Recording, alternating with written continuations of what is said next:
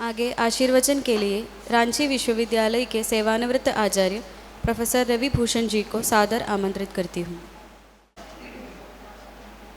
मंच पर उपस्थित हमारे वक्ता साथियों और सभागार में उपस्थित मित्रों और छात्रों छात्राओं, दरअसल ऐसे आयोजन बहुत कम होते हैं।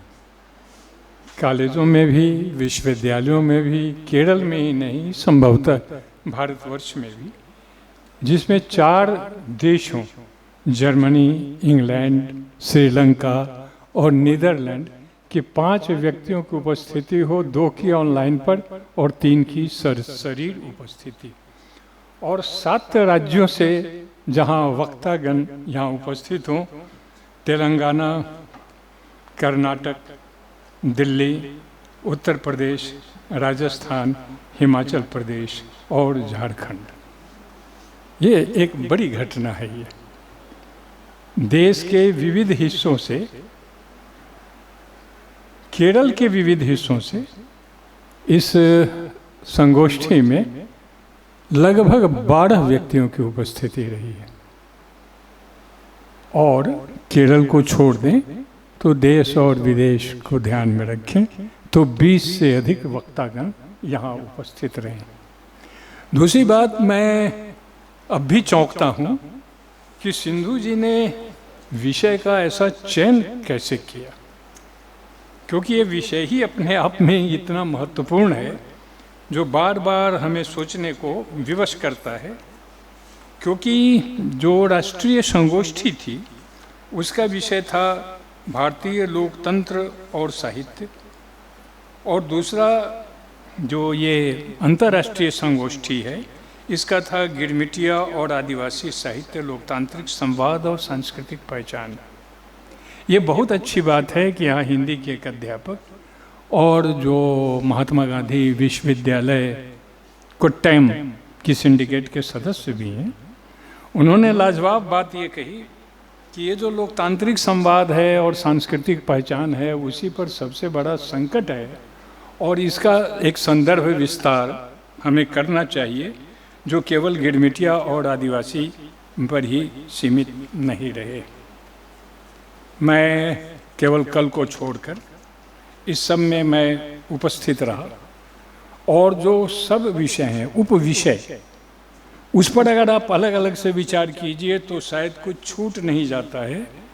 क्योंकि उन उपविषयों में देखिए, उन उपविषयों में कविता का लोकतांत्रिक पाठ राष्ट्रीय सेमिनार में, साहित्य की लोकतांत्रिक उन्मुखताएं, भारतीय साहित्य और भारतीय लोकतंत्र वंचित समाज, और हिंदी कविता, भारतीय लोकतंत्र और साहित्य में महिलाओं की भूमिका, समकालीन हिंदी कविता में लोकतांत्रिक मूल्यों की अभिव्यक्ति, मलयालम कविता की प्रतिपक्ष धर्मिता और मलयालम नाटकों में भारतीय लोकतंत्र की भावना जैसे विषय तो राष्ट्रीय सेमिनार में थे। और अंतर्राष्ट्रीय सेमिनार में भी विषय विस्तार इतना था कि आधुनिकता के संदर्भ में अप्रवासी साहित्य को देखा जा रहा था। प्रवासी हिंदी साहित्य पर दिव्या जी विचार कर रहे थे, रणेंद्र आदिवासी साहित्य में दर्शन और इतिहास, और शशिधरन लोकतंत्र विमर्श की दृष्टि, समकालीन हिंदी आदिवासी कहानी, ये सब फोल्डर में तो मौजूद है। ये सिंधु जी और दोनों सिंधु जी ने एक इतना बड़ा शामियाना तान दिया कि यह केवल सेंट पीटर्स कॉलेज के हिंदी विभाग के लिए ही महत्वपूर्ण या उल्लेखनीय उनका योगदान नहीं रहा। मेरी समझ से इस 4 दिवसीय राष्ट्रीय और अंतर्राष्ट्रीय संगोष्ठी से सेंट पीटर्स कॉलेज का हिंदी विभाग, खुद सेंट पीटर्स कॉलेज और महात्मा गांधी विश्वविद्यालय कोट्टयम की भी गरिमा में कुछ इजाफा हुआ है। यह बात मैं इसलिए कर रहा हूँ क्योंकि हमारे 2 साथी भी अभी मौजूद है, वो बोलेंगे, क्योंकि मेरे सामने भारतवर्ष के विश्वविद्यालयों और कॉलेजों का एक बहुत बड़ा चेहरा जो है वो हमारे सामने मौजूद है। बड़ी बात यह रही कि जिस लाल पसीने की चर्चा या बात यहाँ 3 व्यक्तियों ने की, उसमें के अजिता जी ने उसके साथ गांधी जी बोले थे कि भी चर्चा की। तो मैं केशता जी से कह रहा था ये कि अभी तक मेरी जानकारी में ऐसा कोई सुंदर, व्यापक, बृहद दृष्टि से और अंतर्दृष्टि से संपन्न संभवतः कोई ऐसा लेख भी नहीं है जो लाल पसीना और गांधी जी बोले थे को ध्यान में रख करके एक साथ लिखा गया है, संभवतः नहीं। और मैं फिर कह रहा हूँ कि एक गंभीर आलेख, इन दो उपन्यासों पर उनका विचार केंद्रित था। कई उपन्यास है अभिमन्यु अनंत की, और जब भी मॉरिशस की चर्चा होगी तब हमेशा अभिमन्यु अनंत जो है वो सामने आएंगे। ठीक बात कही गई, लाल पीढ़ी पसीना में 3 पीढ़ियों की संघर्ष कथा है। और हमारे एक साथी ने संभवतः इसी सत्र में उन्होंने इसको एक ब्रॉड कर दिया। हालांकि यह विवादास्पद तो नहीं, लेकिन विचारणीय विषय यह है कि जिस तरह वो गिरमिटिया का विस्तार कर रहे थे, उसे एक अर्थ व्याप्ति दे रहे थे और कह रहे थे कि आज हम भी गिरमिटियों की तरह ही हैं या बहुत सारे लोग, तो ये नए दरवाजे खुलते हैं।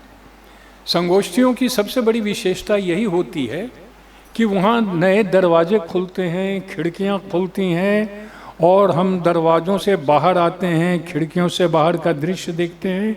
असहमतियों का होना अनिवार्य है, बिना सहमति के कोई विमर्श, कोई संगोष्ठी सफल नहीं मानी जा सकती।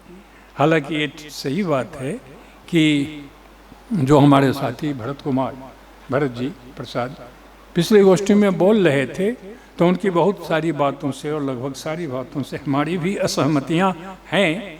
लेकिन मैं ये कह रहा था कि हमारे समय में पूरे भारतवर्ष में, मलयालम में भी जो ये 3 डिस्कोर्सेज चल रहे हैं, दलित, आदिवासी और स्त्री विमर्श, इसके साथ तमाम खूबियों के साथ भी एक यह दिक्कत, थोड़ी सी दिक्कत हमें ये देखने को मिलती है कि जो विरोधी स्वर है, चाहे ऐसा ही विरोधी क्यों ना हो जो हमें बेमतलब ही खत्म कर देने की कोशिश करे, उससे हमारा संवाद नहीं हो पाता है। जैसे दलितों के साथ जो दलित आइडियोलॉजी है, अब मैं फिर ब्रॉड कर रहा हूँ, जो दलित पॉलिटिक्स है, जो दलित लिटरेचर है, यहाँ तक कि दलित इकोनॉमिक्स की भी बात की गई। मैं दलित इकोनॉमिक्स की ही बात करूँ तो दलित इकोनॉमिक्स है, दलित कल्चर, दलित लिटरेचर, दलित आइडिया, दलित आइडियोलॉजी, यह सब जो है, अगर इसके विरोध में या इसकी असहमति में जैसे कोई सवाल उठता है, वैसे ही तुरंत उसको निगेट कर दिया जाता है। मेरा विनम्र निवेदन यह है कि तुरंत नहीं, संवाद देने का मैं कहता हूँ ये लोकतंत्र का प्राण है। और इस संगोष्ठी का अभी भी हम लोगों ने सुना कि यहाँ पर पुष्पिता बोल रही थी, और मैं उसके लिए मैं सिंधु जी को बधाई देना चाहूँगा, धन्यवाद देना चाहूँगा कि उन्होंने बाद में ही सही पुष्पिता को जोड़ लिया। यहाँ आने से पहले हमारी पुष्पिता जी से बात हो रही थी, क्योंकि पुष्पिता ने भी इस पर बहुत बड़ा काम किया है। और पुष्पिता जी ने ये बताया ही कि भारतवंशियों पर लगभग 1000 किताबें जो है वो प्रकाशित हो चुकी हैं। इतना बड़ा क्षेत्र है स्त्री विमर्श का, स्त्री चिंतन का, स्त्री लेखन का, कि खुद जब बोल रही थी सैयद मुबीन जहरा जी, तो वैदिक पीरियड में जा रही थी, लीलावती में जा रही थी। आप वहाँ से लेकर के यहाँ तक का देखें।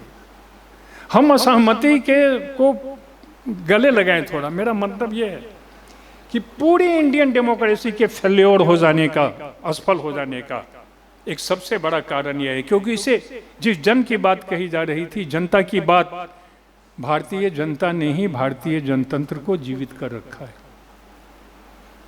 पढ़े लिखे लोगों ने जनतंत्र को जीवित नहीं किया है। इसका उदाहरण केवल यह है कि आप वोट परसेंटेज आप देखिए, आप किसी भी, चाहे विधानसभा का चुनाव हो, चाहे लोकसभा के चुनाव हो, महानगरों में, नगरों में जितना वोट परसेंटेज होता है उससे कहीं अधिक गांवों में वोट परसेंटेज होता है और कस्बों में वोट परसेंटेज होता है। तो हमें असहमति के स्वर जो है हमें सुनने चाहिए।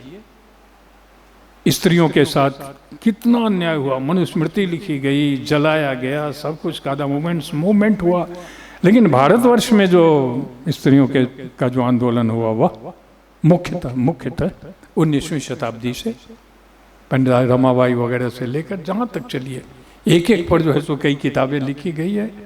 और वेस्ट में, पश्चिम में, और उसके बाद अमेरिका में ब्रा को जलाने की जो बात हुई थी, वहाँ तक अब चलिए बड़ा मूवमेंट ही चला था। तो हमारा कहना यह है कि हम व्यापक परिप्रेक्ष्य में चीज़ों को देखने की कोशिश करें, और हम तो ये मानते हैं कि अपने विरोधियों को भी गले लगाएंगे, उनके साथ चाय कॉफ़ी जो है सो हम पिएंगे ही। पुष्पिता ने अभी बहुत अच्छी बात कही कि स्थितियाँ सांस्कृतिक मानवीय पतन तक आ गई है, और जिसकी अब चर्चा कम होती है कि प्रवासी विशेषांक की उन्होंने चर्चा की, जो बनारसी दास चतुर्वेदी की थी। मैं सच में कहूँ कि आपकी राष्ट्रीय अंतर्राष्ट्रीय संगोष्ठी में आकर मैं भी थोड़ा समृद्ध हुआ। विचार करने के लिए मेरे पास भी कुछ मुद्दे आए जिस पर बाद में विचार किया जाएगा। आशीष बोल रहे थे तो मैंने लिखा ही आज के अपने कॉलम में, उसे विस्तार नहीं दिया जा सकता था कि आशीष त्रिपाठी की जो भारतीयता है, वह जैसे वे भारतीयता को डिफाइन कर रहे थे, उसके 5 घटक या कुछ फैक्टर्स या तत्व या 5 प्रकार जो बतला रहे थे, और पुष्पिता ने उतना तो नहीं कहा, लेकिन भारतीयता को पुष्पिता जिस दृष्टि से देखते हैं, दोनों में अंतर है। तो इस प्रकार से ये साहित्य को लोकतंत्र से जोड़कर आदिवासियों को और गिरमिटिया को, ये सब कहने के लिए अलग अलग विषय हैं, लेकिन ये सभी एकजुट हो जाते हैं। बड़ी अच्छी बात कही गई, आदिवासी जो हैं वही सबसे अधिक लोकतांत्रिक हैं, और लोकतांत्रिक देश में सबसे अधिक आदिवासियों पर ही प्रहार किया जा रहा है या उन्हीं को ख़त्म किया जा रहा है। तो इसके लिए हमें इकोनॉमिक्स में जाना होगा, क्योंकि जो पूरा इकोनॉमिक डेवलपमेंट जैसा टर्म जो है वो सही नहीं है। सही शब्द में मानता हूँ इकोनॉमिक ग्रोथ, जो आर्थिक समृद्धि होती है वो। एक चीज़ हमें खटक गई, अगर ये होता तो और लाजवाब होता, क्योंकि लोकतंत्र के बारे में, डेमोक्रेसी के बारे में कॉलेजों यूनिवर्सिटियों के हिंदी अध्यापकों, ये अध्यापकों के बीच ही नहीं, एक ऐसे बौद्धिक वर्ग के बीच भी एक ऐसी मान्यता बनी हुई है कि वही विचार करेंगे। जो पॉलिटिकल साइंस से जुड़ा हुआ है और जो सोशल साइंस से जुड़ा हुआ है, वही लोकतंत्र पर बोलने और लिखने का मतलब जो है सो ये अधिकार रखता है। मैं इसको निगेट कर देता हूँ सीधे।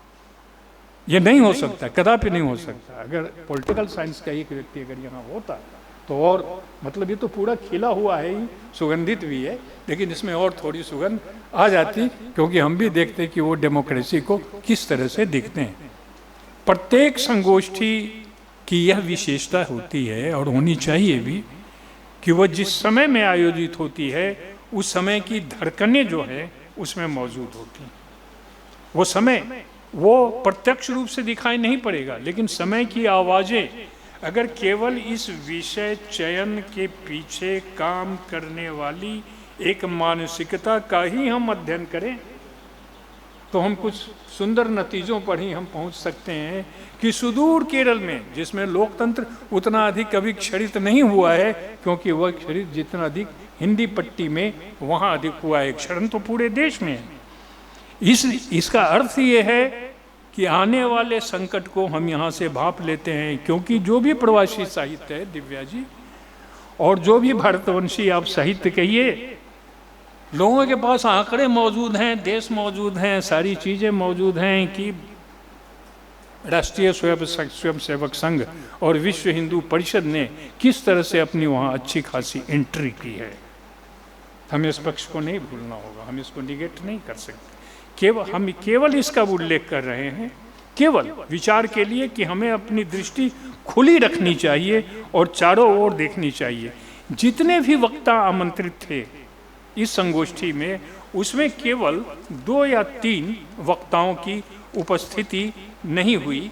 एक तो आज ही के सत्र में वो प्रमिला केपी की शायद, और दूसरे अच्युतानंद मिश्र जी की, वो अवश्य उपस्थित होते, लेकिन वो स्वस्थ चल रहे थे। इसलिए एक अच्छी बात ये हुई कि यहाँ पर कुछ ऐसी कृतियों का भी उल्लेख हुआ जो विषय के अंतर्गत नहीं थे। अंतर्ध्वनि उपन्यास का उल्लेख किया गया। बाबू के विश्वनाथन ने नव औपनिवेशिक संदर्भ में भी इसकी प्रासंगिकता की बात कही। ये सारे सोचने के लिए है, विचार करने के लिए है। हम उसको पूरी तरह से न तो स्वीकार सकते हैं, न हम उसको अस्वीकार कर सकते हैं। इतने दरवाजे खुले, इतनी खिड़कियां खुली, इतनी हवाएं बहीं, इतने फूल किए, इतना सुगंधित वातावरण हो गया। और ये तो होना ही था अंतिम दिन कि थोड़ा डिस्कशन, थोड़ी डिबेट, थोड़ी आपसी जो है सो ये, इसके बिना कोई गोष्ठी कामयाब नहीं होती है। इसलिए भरत जी का विरोध भी हुआ। हम समझते हैं कि भरत जी फिर से सोचने की कोशिश करेंगे और ये अच्छी चीज़ है।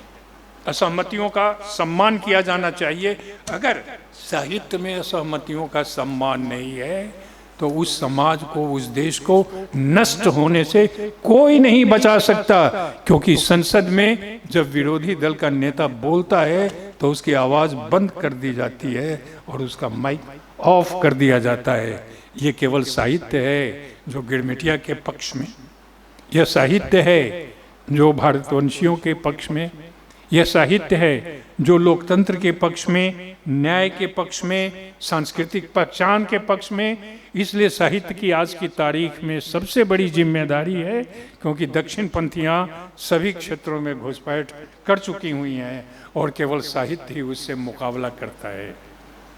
चाहे वह अतीत की व्याख्या हो, चाहे वह वर्तमान की दृष्टि हो, स्थिति हो, चाहे वो भविष्य की कल्पना हो। केवल कहने से ये काम नहीं चलेगा कि 2047 का भारत, यह कहने से काम चलेगा कि 2047 के भारत में एक भी भूखा नहीं रहना चाहिए। क्योंकि जिस समय 2047 के भारत की बात की जा रही है, उसी समय 80 करोड़ लोगों को 5 किलो अनाज दिया जा रहा है। राजनीति से, विकृत स्थितियों से मुकाबला केवल साहित्यकार ही करते हैं, कलाएं ही करती हैं। हम सभी साहित्य से जुड़े हुए यहाँ लोग हैं। ये बड़ा शानदार आयोजन है रहा। इसकी धूम चारों तरह होगी। 7 राज्यों के लोग आए हुए हैं, वे अपने यहाँ ले जाएंगे।